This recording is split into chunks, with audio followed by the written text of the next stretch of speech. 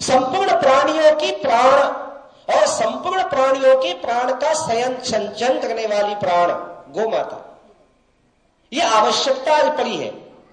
तो उसमें बहुत बड़ा कारण ये भी है कि सबसे ज्यादा समय महाराष्ट्र में, सबसे बड़ा ये राष्ट्र है, महाराष्ट्र है, यहाँ की संस्कृति परंपरा बहुत उज्जवल है।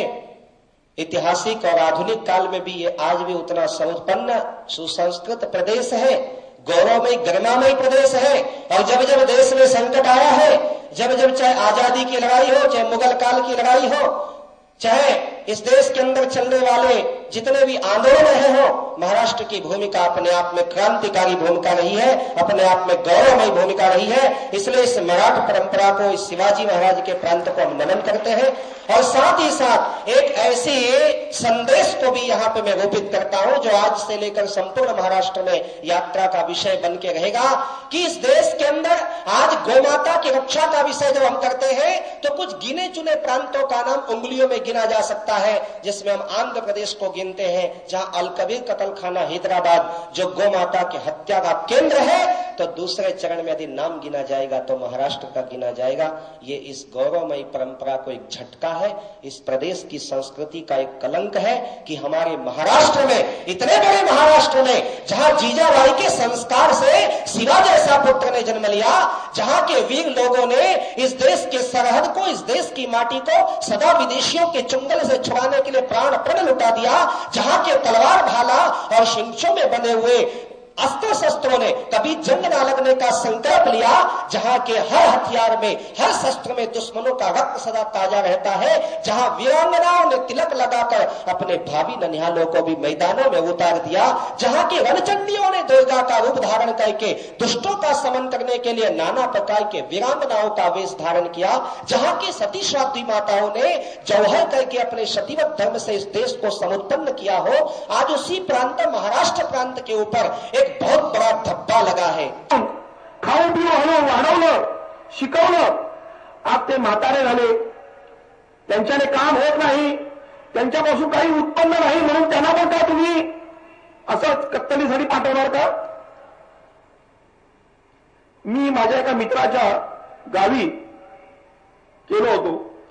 चांगलं घर होतं, मोठं घर होतं आणि घराच्या मागच्या बाजूला एक चांगली शेड बनवून त्याच्यामध्ये ट्रॅक्टर होता. ट्रॅक्टर बंद पडलेल्या अवस्थेत होता, हे बघितल्यावर ध्यानात येत होतं. मी म्हटलं हे काय रे बाबा? तो बोलला हा ट्रॅक्टर आहे, बंद पडलाय, चालत नाही, सध्या याचा काय उपयोग नाही. म्हटलं मग एकदम सांभाळून हे केलाय, ठेवलाय? तो म्हणाला अरे काय करणार, या ट्रॅक्टरने आम्ही इतकी वर्ष शेती केली, या ट्रॅक्टरने शेती करता करता आम्हाला 4 या चांगले दिवस झाले, तो ट्रॅक्टर बंद पडल्यावर, बिघडल्यावर विकायचा कसा? म्हटलं वा, ट्रॅक्टर पत्र्याचा, लोखंडाचा एक ते मशीन, त्याच्याबद्दल तुमच्या भावना आहेत, त्याच्यापासून तुम्ही शेती केलात म्हणून तो तुम्हाला विकावासारखा वाटत नाही. आणि गाय, ज्या गायीमध्ये 33 कोटी जीवांचं वास्तव्य आहे, जिने तुम्हाला अनेक बछडे दिले, त्यांच्यापासून त्यांचे बैल बनले, त्यांच्यापासून शेती केलात. एक ट्रॅक्टर तुम्ही सांभाळून ठेवू शकता, पण गाय जिच्यामध्ये ईश्वरी वंश आहे आणि जी आम्हाला वंदनीय आहे, ती मात्र तुम्ही सहजासहजी विकता. जर का ट्रॅक्टरबद्दल आम्हाला आपुलकी वाटते तर गायीबद्दल का नाही, बैलाबद्दल का नाही? आज ज्या गायी आणि बैलांमुळे शेती केल्यामुळे त्यांच्या गोमूत्रापासून, त्यांच्या शेणापासून जी शेती होते, सेंद्रिय शेती होते, आम्ही अनुभव ऐकले, असे भरपूर अनुभव आहेत. माझ्या एक असेच आपले विश्व हिंदू परिषदेचे कार्यकर्ते आहेत, त्यांच्या शेतावर गेलेलो असताना ध्यानात आलं, त्यांनी म्हटलं की गायीपासून, गोवंशापासून जे गोमूत्राने जे शेणखत तयार होतं, त्यामुळे आमच्या केळीची बागेला जे घड येत आहेत ते 2-2 माणसांनी एक घड हलवला जात नाही, एवढे मोठे घड येत आहेत.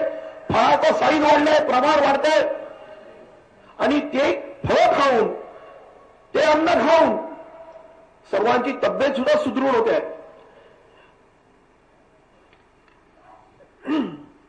हे परमपूज्य गोमाता, आपण ममतामयी, करुणामयी माता आहात. आपण प्रत्येक इच्छा पूर्ण करणाऱ्या, कामधेनू आहात. आपण पवित्र तीर्थ स्वरूप आहात. आपण पवित्र तीर्थ स्वरूप आहात. माते, माते, आपण गंगेसारखी पवित्र, आपण गंगेसारखी पवित्र वाहिनी, आरोग्यदात्री, आरोग्यदात्री, धन्वंतरी आहात. जैविक कृषीच्या रूपात जैविक कृषीच्या रूपात समृद्धी धनदेवी आहात. समृद्धी धनदेवी आहात.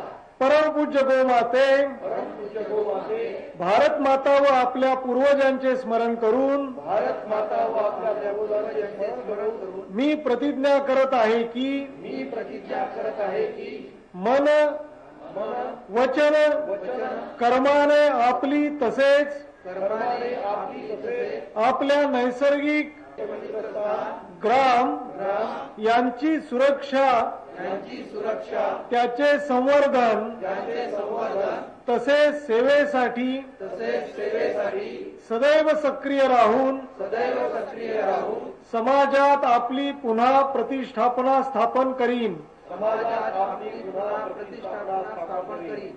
माझे गाव बने. यासाठी गावाच्या यासाठी गावाच्या प्राचीन वारशाला सुरक्षित ठेवून प्राचीन वारशाला सुरक्षित ठेवून स्वावलंबी बनविण्यासाठी स्वावलंबी बनवण्यासाठी मी तन मन धनाने प्रयत्न करीन. तनमन धनाने प्रयत्न करी. हे माते, हे माते, या शुभसंकल्पाच्या पूर्ततेसाठी ते मला आवाहन दे.